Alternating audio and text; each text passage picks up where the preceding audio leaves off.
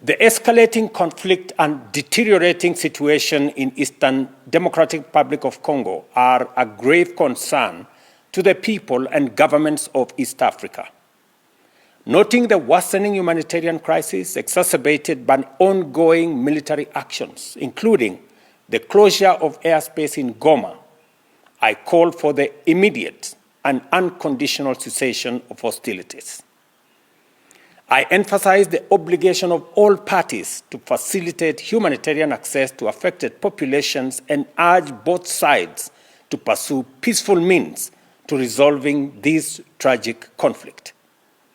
These alarming developments, coupled with rising diplomatic tensions in the region, underscore the urgent need for peaceful resolution to a conflict that continues to inflict untold suffering on the people, particularly women and children. As the current chair of the East African Community, Kenya is aware of the region's critical responsibility in de-escalating violence and facilitating dialogue between the parties involved. We confirm and firmly believe that a sustainable solution can only be achieved through engagement, constructive dialogue, and a renewed commitment to peace. I call on the parties to the Luanda process on Eastern DRC and appeal specifically to my brothers, President Felix Tshisekedi and President Paul Kagame, both of whom I have had the occasion to speak to this evening, to heed the call for peace from the people of our region and the international community. I call on them to dedicate all efforts towards achieving peace in Eastern DRC and restoring good neighborliness, an essential principle underpinning regional peace and collective responsibility.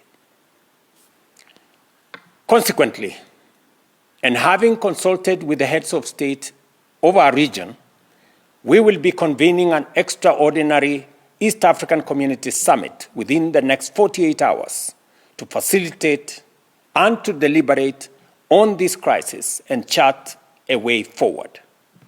This is in line with the East African Community Summit's decision of November 2024, which called for constructive engagement to address this conflict.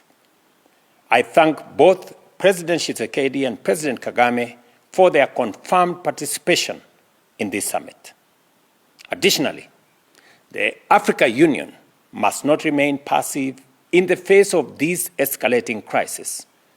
The East African Community stands ready to forge a stronger collaboration with the African Union and SADC, as well as the international community in encouraging the warring parties to prioritize engagement.